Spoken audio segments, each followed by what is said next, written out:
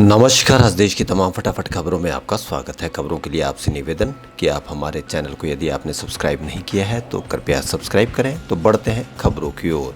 युवा कांग्रेस के राष्ट्रीय अध्यक्ष श्रीनिवास बीवी ने ट्वीट कर कहा कि लहरों से डर कर नौका पार नहीं होती, कोशिश करने वालों की हार नहीं होती।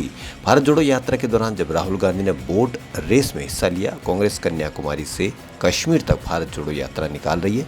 यात्रा के 12वें दिन कांग्रेस सांसद राहुल गांधी ने पार्टी नेताओं और कार्यकर्ताओं के साथ केरल के अल्लापुझा के पुन्नापरा अरवुक्कड़ से यात्रा की शुरुआत की।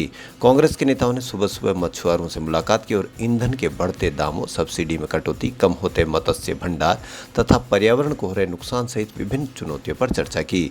इसके बाद उन्होंने बोट रेस में भी हिस्सा लिया। कांग्रेस अध्यक्ष चुनाव से पहले 6 राज्यों की कांग्रेस कमेटियों ने राहुल गांधी को वहीं पार्टी की कमान सौंपने का प्रस्ताव पास किया है।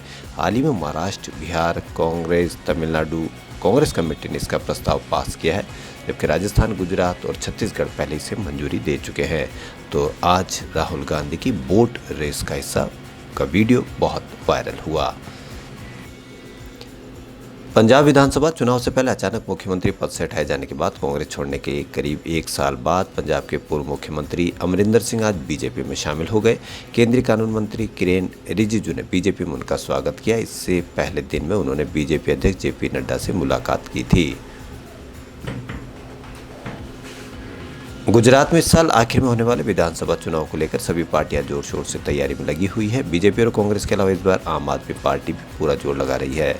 आम आदमी पार्टी ने गुजरात में चुनाव प्रचार के लिए पार्टी के राष्ट्रीय संयोजक अरविंद केजरीवाल के बाद अब दिल्ली के उप मुख्यमंत्री मनीष सिसोदिया को भी मैदान में उतारा है। मंगलवार 20 सितंबर को दिल्ली के मुख्यमंत्री अरविंद केजरीवाल वडोदरा में चुनाव प्रचार करेंगे।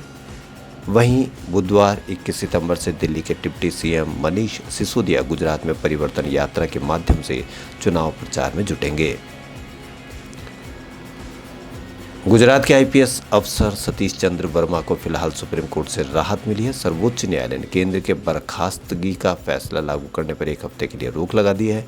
सुप्रीम कोर्ट ने वर्मा को कहा है कि इस दौरान वो दिल्ली हाईकोर्ट में बर्खास्तगी के आदेश को चुनौती दे सकते हैं। हाईकोर्ट फिर तय करेगा कि बर्खास्तगी के आदेश पर रोक के आगे बढ़ाना है या नहीं। विधानसभा बजट सत्र को खत्म करने का प्रोसेस नहीं करके उसे कंटिन्यू करने पर हुए विवाद पर राजस्थान के मुख्यमंत्री अशोक गहलोत ने बीजेपी पर पलटवार किया है।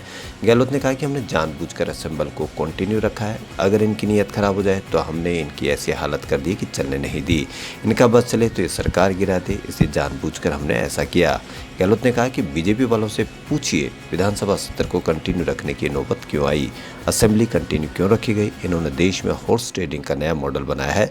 सरकारें गिरा रहे, पहले अरुणाचल, फिर एमपी, कर्नाटक, महाराष्ट्र में सरकारें गिराई, झारखंड में कोशिश की, कई राज्यों में और भी कोशिश कर रहे हैं। खबरों फिलहाल इतना ही। यदि आपको हमारा चैनल पसंद आए तो लाइक, सब्सक्राइब और शेयर अवश्य करें। धन्यवाद।